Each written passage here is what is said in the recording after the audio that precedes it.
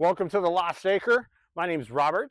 If you haven't been here before, we are an acre flower farm on the Merced River in Central California. Today we are going to show you how we start seeds by making soil blocks. So let's get to it. All right, let's go over the tools and equipment that we're going to need. We use Coco Loco. Instead of a starter mix, we just sift it through this little homemade screening device. Just some 2x4s and wire mesh on the bottom. We sift it into our container. We have extra, we store it in a Tupperware, and then we'll press it out into our blocks. We use Coco Loco with coconut coir instead of peat, mainly because when peat gets really dry, when you try and water sometimes, the blocks will float, and that messes up your trays. Doesn't work too well starting seeds. Let's show you how it's done. So we got our potting soil in our sifter, and it's real simple. All you got to do is move it around, give it some shakes, and we're just going to get the big chunks taken out so we can use it in our soil blocks. All right, and then this is what you're left with.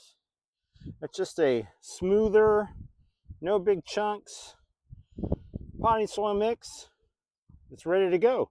Next step, mix it with some water. So now we're going to add our water, and what we're looking for is we want to get a consistency where the soil will stick together. When you mix it or squeeze it really hard, you could get a little bit of water to ring out of it, but you don't want it so saturated that it's just dripping wet.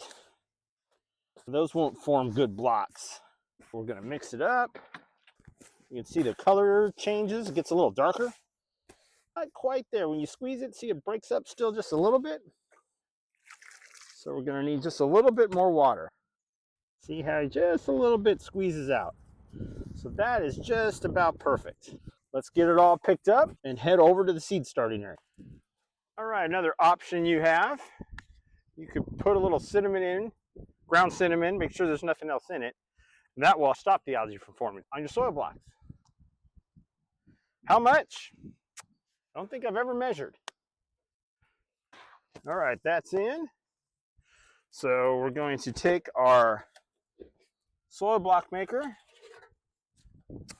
I'll have to find the name of the company that makes this.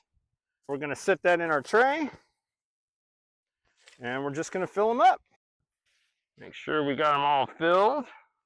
All right, and one other thing you may or may not notice, on the top part of the press, there's some little holes here where you can put some little dimples that when you press into the soil, leave an indentation so you can put your seed. The seeds we're going to be starting need light to germinate, and they're small seeds. So for this particular tray, we're not going to use them. Put that in. Make sure everything's compressed really good. And then I do one other step.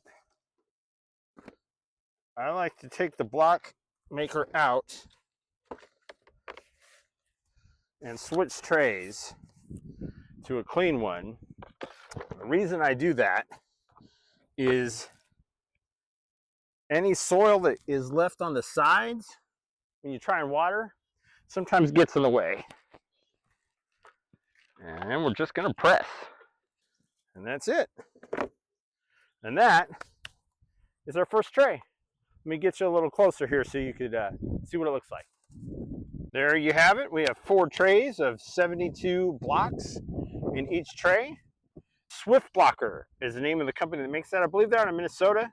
They are not a sponsor. I've used this tool this is the second season. I do have another one, so this is 72 soil blocks in this size tray, which is a 10 by 20 tray. I also have a 200 soil block maker that fits in the same tray. But so far, been really happy with it.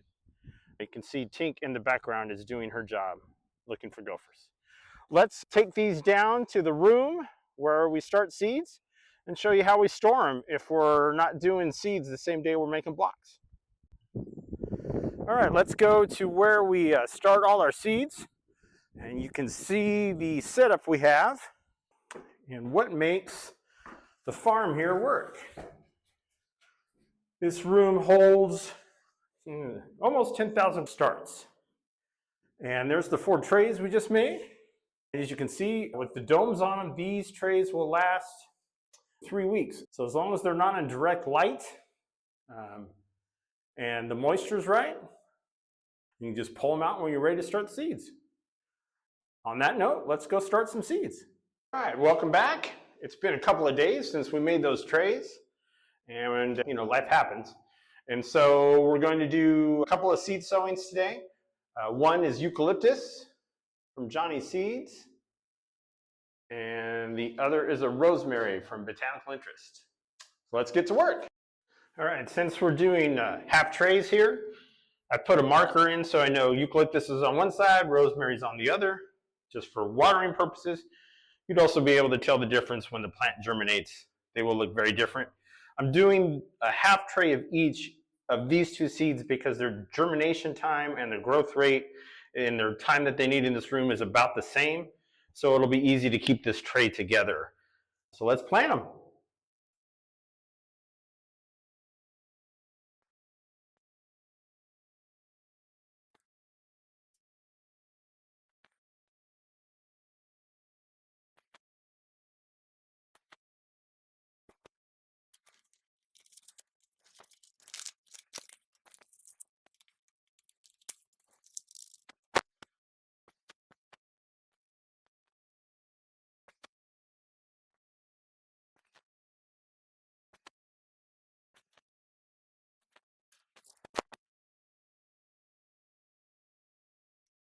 Okay, next we're going to sprinkle some vermiculite on top.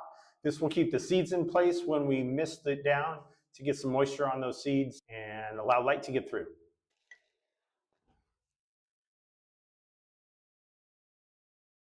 Put it on pretty generously. And if you bury the seed underneath, that's okay because the light from the grow lights will get through and help the seed germinate.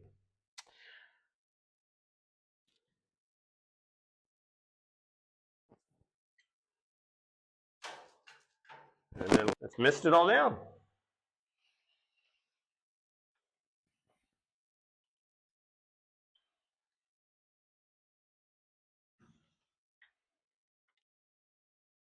Last but not least, we're going to put the cover on, label them, put them on the rack. Then we're done. And there you go. It's that easy. Thanks for watching. If you'd like to support the farm, please hit the subscribe button, the like, and throw a question down there in the comments. If we get enough questions, I'll make a video once a month answering them. Hey, that's a pretty good idea. See you on the next video.